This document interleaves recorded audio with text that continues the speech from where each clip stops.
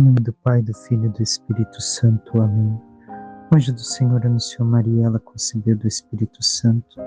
Ave Maria, cheia de graça, o Senhor é convosco. Bendita sois vós entre as mulheres, bendito é o fruto do vosso ventre, Jesus. Santa Maria, Mãe de Deus, rogai por nós, pecadores, agora e na hora de nossa morte. Amém. Eis aqui a serva do Senhor, faça-se em mim segundo a vossa palavra. Ave Maria, cheia de graça, o Senhor é convosco. Bendita sois vós entre as mulheres, bendito é o fruto do vosso ventre, Jesus. Santa Maria, Mãe de Deus, rogai por nós, pecadores, agora e na hora de nossa morte. Amém. O Verbo divino se fez carne e habitou entre nós. Ave Maria, cheia de graça, o Senhor é convosco. Bendita sois vós entre as mulheres, e bendito é o fruto do vosso ventre, Jesus. Santa Maria, Mãe de Deus, rogai por nós, pecadores, agora e na hora de nossa morte. Amém. Rogai por nós, Santa Mãe de Deus, para que sejamos dignos das promessas de Cristo. Oremos, infundi, Senhor, em nossas almas a vossa graça, como vos pedimos, para que nós, que pela intercessão do anjo, venhamos a saber o mistério de vossa encarnação, paixão e morte de cruz. Cheguemos um dia à glória eterna dos céus, pelo mesmo Cristo, Senhor nosso. Amém. Caríssimo irmão e irmã, hoje meditamos a liturgia da segunda-feira da quarta semana da Quaresma. A primeira leitura é tirada do profeta Isaías, que nos diz: Assim fala o Senhor: Eis que eu criarei novos céus e nova terra. Coisas passadas serão esquecidas, não voltarão mais à memória. Ao contrário, haverá alegria e exultação sem fim em razão das coisas que eu vou criar. Farei de Jerusalém a cidade da exultação e um povo cheio de alegria. Eu também exulto com Jerusalém e alegro-me com meu povo. Ali nunca mais se ouvirá a voz do pranto e do grito de dor. Ali não haverá crianças condenadas a poucos dias de vida, nem anciãos que não completem seus dias. Será considerado jovem que morrer aos 100 anos, e quem não alcançar 100 anos passará por maldito. Construirão casas para nelas morar, plantarão vinhas para comer seus frutos. Ora, vemos uma profecia que retrata não somente uma realidade humana, mas a realidade mais distante, a sobrenatural, a vida eterna. Primeira coisa, novos céus e nova terra, onde não voltarão mais à memória. O que? As coisas passadas. Sabemos que isso é impossível de acontecer aqui. Então, o Senhor está falando de uma vida, a eterna, onde não é que não voltarão à memória. Recordemos, memória, até mesmo quando fala na missa, fazer isto em memória de mim, é tornar presente, é tornar um fato que acontece. Como algumas vezes nós,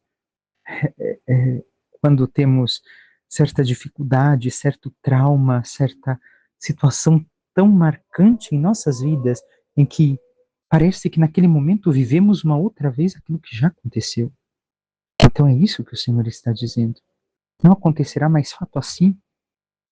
Não viveremos mais as situações passadas, em especial aquelas de sofrimento.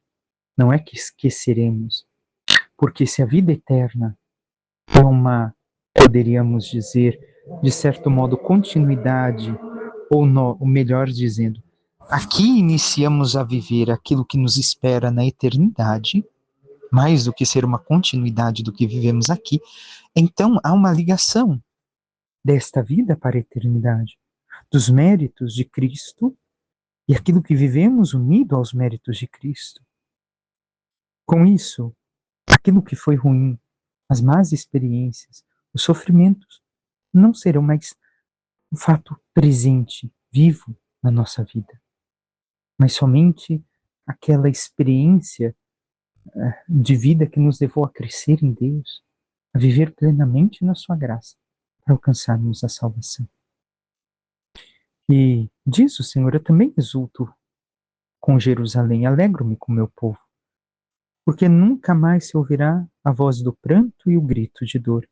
Então não haverá mais sofrimento. Sofrimento não existirá mais. E todos viverão de modo pleno tanto os idosos quanto as crianças. Então está realmente a indicar a vida eterna. Porque não haverá mais a morte, como dirá depois São Paulo, mas somente a vida. Então o Senhor nos chama a termos esta esperança. Esperança que também é retratada no Evangelho de hoje. O Senhor nos chama a termos a consciência de que aquilo que vivemos de experiência deve de ser para crescer a glória de Deus, como meditávamos ainda ontem.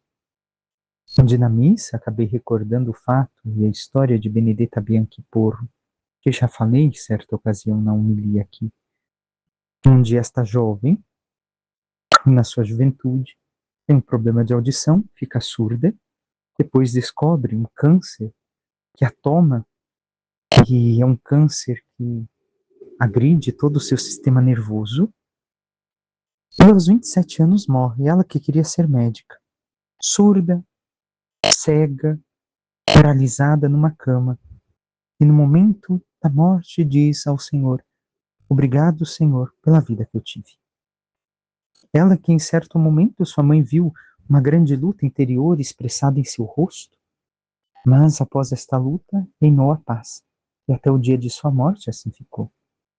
Então vemos que o Senhor nos dá esta esperança, de que se vivemos nele e vivemos para a sua glória, e compreendemos como o Evangelho de ontem, que é para a glória de Deus que certas coisas acontecem, para que a glória de Deus se manifeste na nossa vida, ou seja, não é que Deus quer ser glorificado com o nosso sofrimento, mas é que muitas vezes é o sofrimento que nos leva a glorificar a Deus, amá-lo.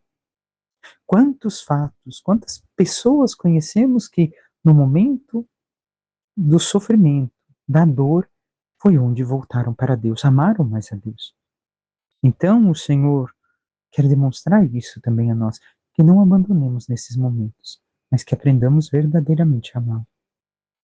Salmo 29:30 nos diz: eu vos exalto ao Senhor, pois me livrastes. Me livrastes do quê? Dos inimigos, do mal. Então o Senhor nos livra de sermos, por assim dizer, derrotados pelos nossos inimigos, se nós nos entregamos verdadeiramente à sua vontade, à sua palavra. Por fim, o Evangelho de São João, onde hoje escutamos, naquele tempo, Jesus partiu da Samaria para a Galiléia. O próprio Jesus tinha declarado que um profeta não é honrado na sua própria terra. Quando então chegou a Galiléia, os galileus receberam-no bem, porque tinham visto tudo o que Jesus havia feito em Jerusalém durante a festa, pois também eles tinham ido à festa. Assim Jesus voltou para Caná da Galiléia, onde havia transformado a água em vinho. Havia em Cafarnaum um funcionário do rei, que tinha um filho doente. Ouviu dizer que Jesus tinha vindo da Judéia para a Galiléia. Ele saiu ao seu encontro e pediu-lhe que fosse a Cafarnaum curar seu filho que estava morrendo. Jesus disse-lhe: se não virdes sinais e prodígios, não acreditais. O funcionário do rei disse: Senhor, desce antes que meu filho morra. Jesus lhe disse: podes ir, teu filho está vivo. O homem acreditou na palavra de Jesus e foi embora. Enquanto descia para Cafarnaum, seus empregados foram ao seu encontro dizendo que o seu filho estava vivo. O funcionário perguntou a que horas o menino tinha melhorado.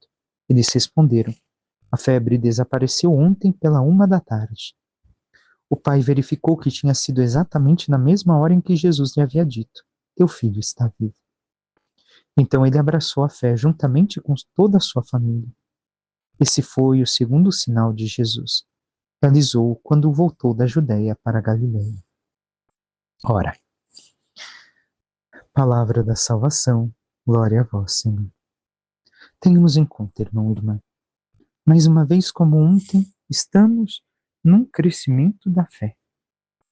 Hoje de um funcionário, do rei. Jesus volta para a sua terra, volta para Caná, neste caso, próximo à sua terra. Chegando lá, todos o recebem bem. Por quê? Porque viram o que Jesus havia feito.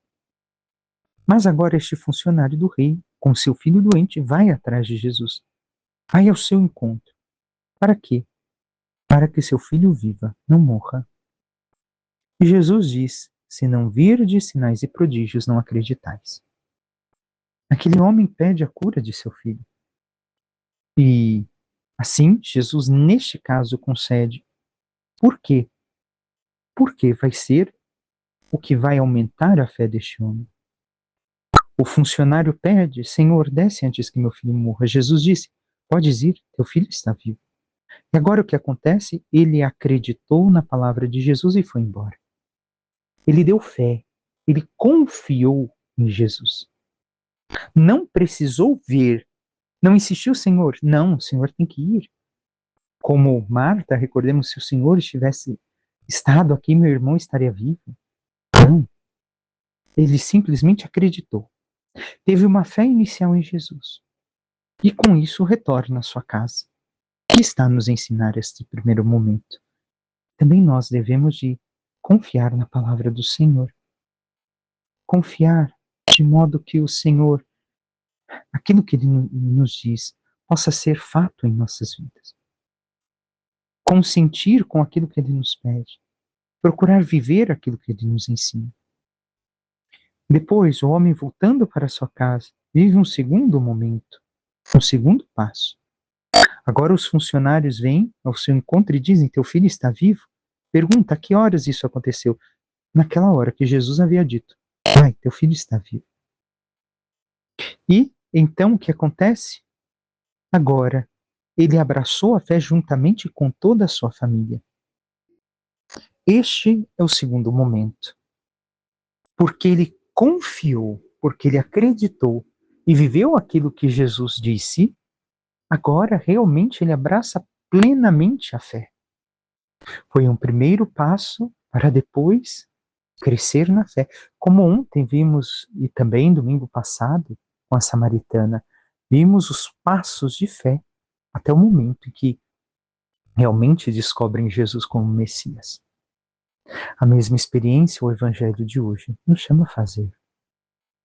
Esta experiência de confiar no Senhor, de viver aquilo que Ele nos pede, de converter a nossa vida, o nosso coração. E assim, nos entregando totalmente à sua vontade, como Maria, faça-se em mim a tua palavra, faça-se em mim a tua vontade, crendo porque Jesus me fala. Me fala onde? Através da sua igreja, através das Sagradas Escrituras, através dos sacramentos. Então, porque eu creio, eu vivo tudo aquilo que Jesus me diz, e porque eu me esforço em viver tudo o que Jesus me diz, aí sim eu passo a abraçar verdadeiramente a fé. Caso contrário, a minha fé ainda permanece no nível superficial. Ainda não abraço a fé de forma plena, como o Senhor espera de mim. E como estamos vivendo estes momentos da nossa vida? Estamos crescendo na fé, confiando no Senhor, na sua palavra, por mais que muitas vezes nos pareça exigente? Ou permanecemos obstinados em confiar em nós mesmos, em pedir somente sinais para o Senhor, mas não nos convertemos totalmente ainda?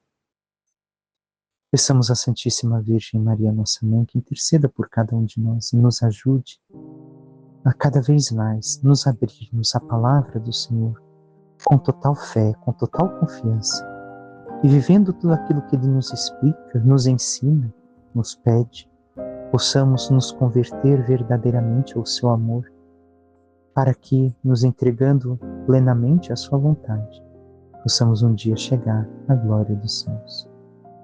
Louvado seja nosso Senhor Jesus Cristo, para que sempre seja louvado.